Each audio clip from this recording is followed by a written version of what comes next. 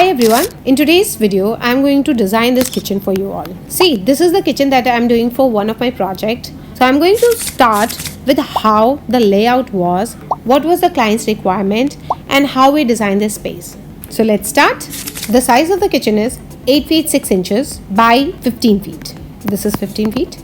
Now, see, here we are talking about the real kitchen with real limitations. Not every kitchen they have the utility, not every kitchen can have the entire thing like tall unit, pantry unit, microwave and oven, GTPT. And in this kitchen, it's difficult to find space to accommodate everything.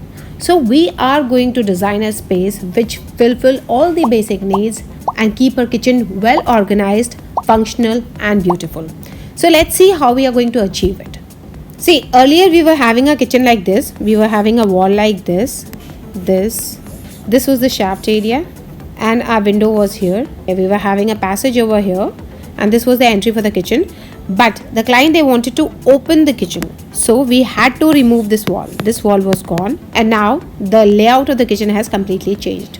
So we removed the wall and now we created a breakfast counter like this. This is my breakfast counter because the client wanted to have a breakfast counter too. Now, because this is our entry, our hob has to be placed along the side of the platform. So this is my hob.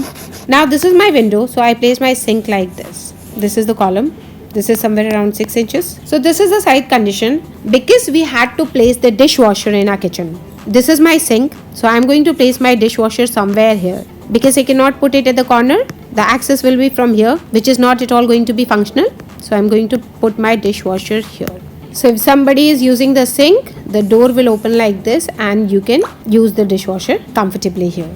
But the challenge was we cannot have a drain point over here. There was not enough sunken in this slab. So we cannot have a drain point over here. We had to keep it on this wall.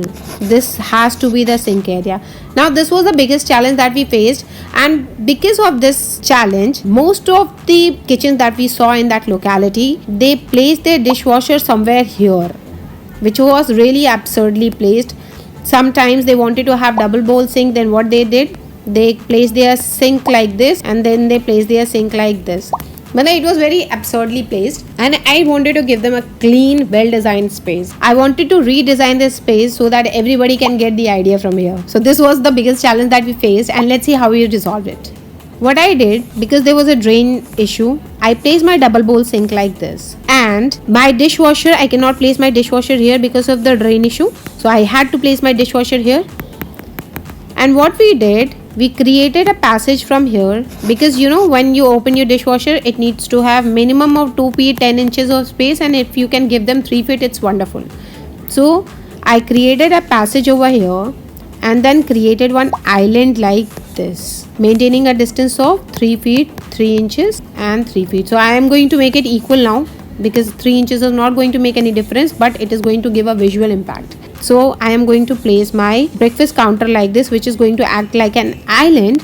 And now I have a passage over here. So I can easily open my dishwasher, and my double bowl sink is also intact here. Now I think it's going to come out fine. Now let's design other elements. See, this is my 8 feet 6 inches. I have to place my refrigerator over here. If I had space, I would have placed crockery unit over here. But right now, I don't have space. So what I'm going to do, I am going to place a view cutter like this to hide the element of the back of the refrigerator. Now, this is my longer platform. This is the column over here. Now, taking the center of the platform, I am going to place my hob like this. Utilize the corner of your space. This is the corner. I can place my tall unit or microwave unit over here, and this is the corner. I can place my tall unit, microwave or OTG. The client, she didn't want OTG. She wanted to accommodate microwave only. So this depth is actually 6 inches. So I'm not getting minimum of 24 inches to accommodate the pantry or tall unit. So what I'm going to do, I'm going to place my microwave over here. This is my microwave. You can accommodate in 18 inches of depth. And because I'm getting 24 inches depth over here, so I'm going to place my tall unit over here. Let's see in 3D how I have designed this space. So this is the 3D sketch of the kitchen that I have discussed with you right now. Now from this sketch, you can see this is my island. This is my dishwasher. This is my sink area. This is the microwave area. Now this is my hob. Both sides I am keeping the glass cabinet. You can keep it like this or you can keep it like this, the way I have designed. This is my loft unit. Now this is my sink unit. This is my dishwasher. Above that, I'm making a rolling shutter. Now the thing is, I can place my rolling shutter over here and I can place my rolling shutter here like this. But what is happening, if I place my rolling shutter over here, then it is not going to be very useful because the height is going to be utilized above the microwave. But if I'm placing my rolling shutter over here, what is going to happen? As you can see from the sketch, there is a window. So I cannot place my GTPT over here. Now what is going to happen? If I place my rolling shutter like this, like I have placed in this design, after washing the utensil, you need to have a space to keep it dry. GTPT was one option for that, but right now I have to place a space for basket. So this is going to be one space. So it might happen the client doesn't approve this. So this is something that needs to be discussed, and this is something very practical thing. See, you need space for drying utensils. So where it can be done, you have to design it at the time of space planning. Now this is my hob and chimney area. So I'm maintaining the center. This is my 3 drawer. I'm having 3 set of drawers here, 3 feet. And this is my 3 set of drawers for 2 feet.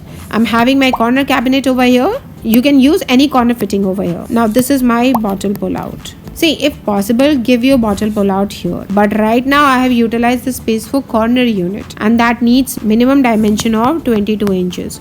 So I'm utilizing this space for the magic corner, and this is my bottle pull out, and this is my tall unit. If there is one thing that you have to put, pantry unit or tall unit, go with tall unit. Pantry unit are not very successful. You have to place grains, you have to place dry items, all these things. So drawers are more useful as compared to the pantry unit. And this is my refrigerator. The space below the microwave is going to be a cabinet because the depth is not 22 inches. I am going to place a cabinet which can be used for any item, or you can place wicker as well. You can place a wicker because I wanted to maintain the symmetry. See, when you are designing, you have to keep it functional, but always try to maintain the symmetry. And because I'm having a cabinet over here, so I'm going to place my grain plus wicker on this island. See, this is how my kitchen is looking right now. So it is symmetrical. It is looking fine. Now we are working on it. It needs to be discussed. I can place my pendant light over here, but right now I want to keep the vision free, so I'm not adding any light over here. Now this is my sink unit. I can place, because I'm making 48 inches sink unit over here, so I can easily accommodate RO at the bottom, and also I can create a garbage bin. This is my dishwasher. So this is how I have designed my kitchen right now, and it needs to be discussed. See, things gets refined with time. The client will give their input and then it can be redesigned. Let me know in the comment section how you found the design. Also, see, we keep sharing these kind of practical videos on our channel, so consider subscribing. If you like the video, give it a like and share it with somebody who is designing their kitchen. That's all for today. Thank you so much for watching, and you will see my next video soon. Bye.